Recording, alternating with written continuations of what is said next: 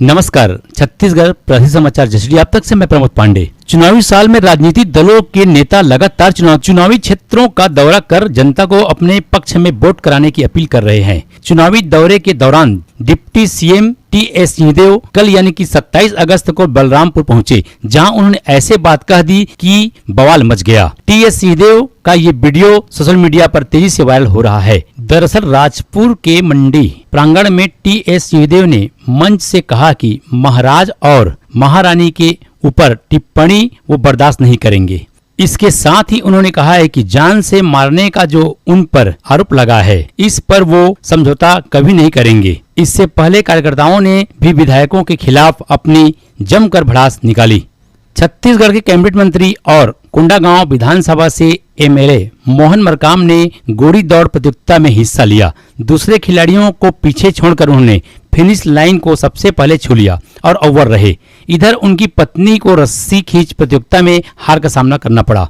रस्सा खींचते वक्त जब मरकाम की पत्नी नीचे गिरी तो उन्होंने जमकर ठहाके लगाए, जिसका वीडियो भी अब सामने आया है। रविवार को कोंडागांव में जिला स्तरीय छत्तीसगढ़िया ओलंपिक का शुभारंभ किया गया। इस कार्यक्रम में छत्तीसगढ़ के कैबिनेट मंत्री मोहन मरकाम भी अपनी पत्नी के साथ शामिल हुए। छत्तीसगढ़ी ओलंपिक के खिलाड़ियों ने मोहन मरकाम को भी गेड़ी दौड़ में हिस्सा लेने को कहा। इसके बाद प्रशासन के कुछ अधिकारी और मरकाम के बीच प्रतियोगिता हुई। कुछ ही देर में मंत्री ने फिनिश लाइन को छू लिया और विजेता बन गए। गरियाबंद पुलिस की ई-30 टीम को धमतरी जिले के इतवारी गांव के जंगल में एक बड़ी सफलता हाथ लगी। मुठभेड़ में टीम ने एक वर्दीधारी नक्सली को मार गिराया, तो वही भारी मात्रा में नक्सली सामान बरामद किया है। जिले के एसपी अमित तुकाराम कुंबले ने जानकारी देते हुए बताया कि मृत नक्सली के पास से एक 303 बंदूक तथा एक ग्रेनाइट लॉन्चर बंदूक और नक्सलियों के इलाज के सामान भारी मात्रा में बरामद हुए हैं।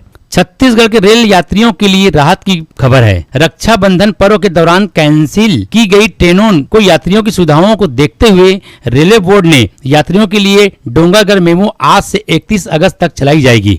रक्षाबंधन पर्व पर यात्रियों को इसकी खास सुविधा मिलेगी। रेलवे ने तीसरे रेल लाइन निर्माण एवं मेंटेनेंस कार्य के चलते 3 सितंबर तक छत्तीसगढ़ से गुजरने वाली कई ट्रेनों को फिर एक बार कैंसिल कर दिया है, लेकिन डोंगरगढ़ मेमू के चलते रेलवे के वैकल्पिक इंतजाम का लाभ तो यात्रियों को मिलेगा ही। इसके साथ ही 3 सितंबर तक रद्द रहने वाली ट्रेनों के चलते यात्रियों को परेशानी भी हो सकती है। जांजगीर के नैला निवासी विवेक अग्रवाल ने केवीसी के हार सीट में बैठकर सदी के महानायक अमिताभ बच्चन के सवालों के जवाब दिए। एपिसोड का प्रसारण 19 और 20 सितंबर को होगा। केवीसी में शामिल होने के बाद नैला पहुंचने पर विवेक अग्रवाल का बाजे गाजे के साथ जोरदार स्वागत किया गया। इस दौरान परिजन ने विवेक अग्रवाल की आरती उतारी और फूलों से स्वागत किया। विवेक अग्रवाल की इन उपलब्धियों पर परिजन दोस्तों के साथ शहर के लोगों में उत्साह दिखा और वे एपिसोड के प्रसारण का बेसब्री से इंतजार कर रहे हैं। वहीं विवेक अग्रवाल ने बताया कि उनकी बर्तन की दुकान है और पिछले 17 वर्षों से केवीसी में जाने का प्रयास कर रहे थे। केवीसी में जाने का सपना पूरा हुआ। वहीं महानायक अमिताभ बच्चन से मुलाकात स्वर्णिम पल रहा। कटघोरा वन मंडल अंतर्गत ग्राम जवाली में दुर्गम प्रजाति का पेंगोलिन जंगल से भटककर गांव पहुंच गया, जिसकी जानकारी मिलते ही देखने के लिए लोगों की भीड़ उमड़ पड़ी। मामले की सूचना वन विभाग को दी गई। विभाग टीम ने पेंगोलिन को रेस्क्यू कर दुर्लभ जीव को पकड़कर पाली वन परिक्षेत्र में छोड़ा। जनता कांग्रेस छत्तीसगढ़ जे ने विधानसभा चुनाव के मद्देनजर 3 चुनावी समितियों की घोषणा कर दी है। साथ ही 29 अगस्त को पाटन में आम सभा का निर्णय लिया गया है, जिसमें पार्टी के प्रदेशाध्यक्ष अमित जोगी कार्यकर्ताओं को संबोधित करेंगे। बिलासपुर जिले के तोरवा क्षेत्र के ग्राम डेका में रहने वाले युवक की लाश मस्तूरी नहर में मिली है। युवक रविवार की सुबह काम पर निकला था। युवक की बाइक और मोबाइल भी गायब है। घटना की सूचना पर पहुंची पुलिस ने शव कब्जे में लेकर पीएम के लिए भेज दिया है। वहीं युवक के बाइक और मोबाइल की तलाश की जा रही है। पीएम रिपोर्ट से युवक के मौत का कारण स्पष्ट होगा। तोरवा क्षेत्र के ग्राम ढेका में रहने वाले सोनू मौर्य सीसीटीवी लगाने का काम करता था। रविवार को सुबह वह अपने घर से काम पर जाने की बात कहकर निकला था। इसके बाद शाम तक वह घर नहीं लौटा। इधर मस्तूरी में लोगों ने नहर में युवक की लाश बहते हुए देखा। लोगों ने इसकी सूचना पुलिस को दी। तब तक शव बहकर आगे निकल गया था। पुलिस की टीम ने मौके पर पहुंचकर शव बाहर निकालवाया। इसके बाद युवक की पहचान के लिए फोटो इंटरनेट मीडिया में प्रसारित किया गया। किसी ने युवक की पहचान कर इसकी जानकारी सोनू के भाई उमेश को दी। इस पर उमेश और स्वजन मस्तूरी पहुंच गए।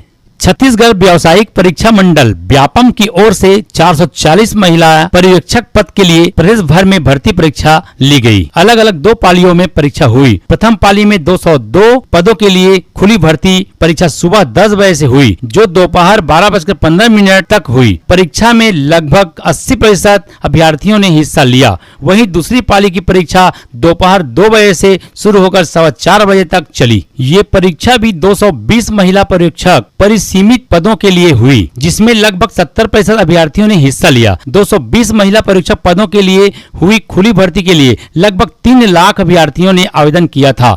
परीक्षा में 2,40,000 अभ्यर्थियों ने हिस्सा लिया। वहीं 220 पदों के लिए हुई परिसीमित महिला पर्यवेक्षक परीक्षा के लिए लगभग 40,000 लोगों ने आवेदन किया था, जिसमें लगभग 30,000 अभ्यर्थियों ने परीक्षा दी। परीक्षा देकर निकले अभ्यर्थियों ने कहा कि प्रश्न पत्र में बहुत सरल प्रश्न पूछे गए थे, जिनकी वजह से प्रतिस्पर्धा बढ़ गई है।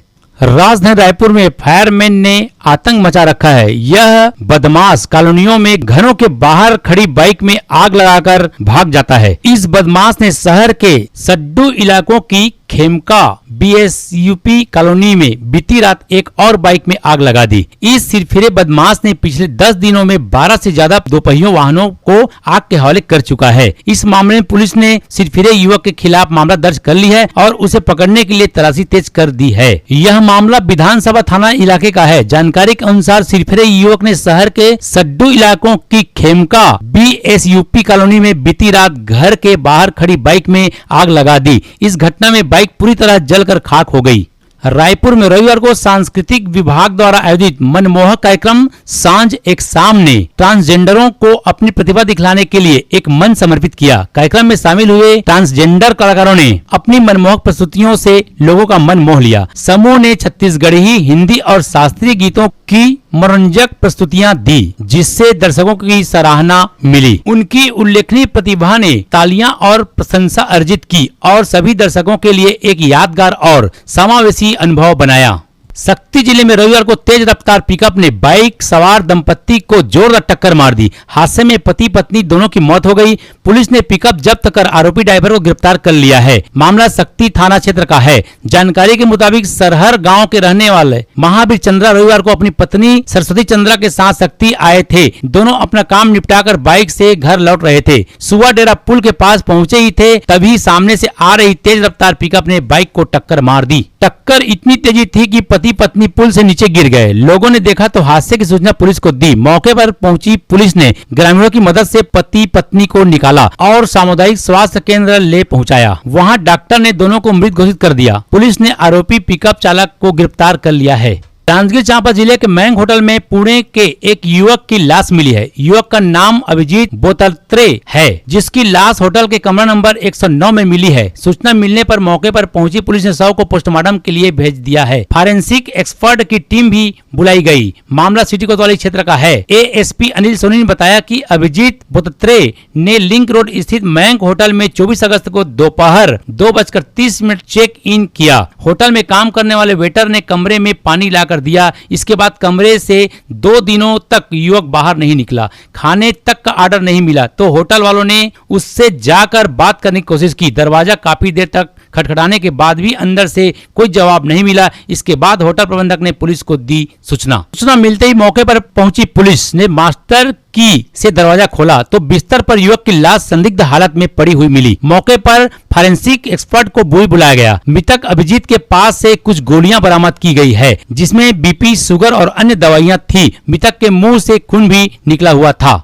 छत्तीसगढ़ में इस बार भी रक्षाबंधन पर्व पर कैदी भाइयों की कलाई सुनी रहेगी। बिलासपुर में जेल मुख्यालय के निर्देशों का हवाला देकर जेल प्रबंधन ने इस बार भी सेंट्रल जेल में रक्षाबंधन पर्व नहीं मनाने का फैसला लिया है। कोरोना काल से जेल में जाकर भाइयों को राखी बांधने की परंपरा को बंद किया गया था, जिसे अब तक शुरू नहीं किया गया है। इस वर्ष कई संक्रमित बीमारियां फैलने के बहाने जेल प्रशासन ने बहनों को कैदी भाइयों से मिलने से रोकने का आदेश दिया है। कोरोना काल के पहले तक जेल परिसर में रक्षाबंधन पर्व धूमधाम से मनाया जाता था। हालांकि जेल प्रबंधन ने बहनों को अपने कैदी भाइयों के लिए बंद लिफाफों में राखी भेजने की छूट दी थी।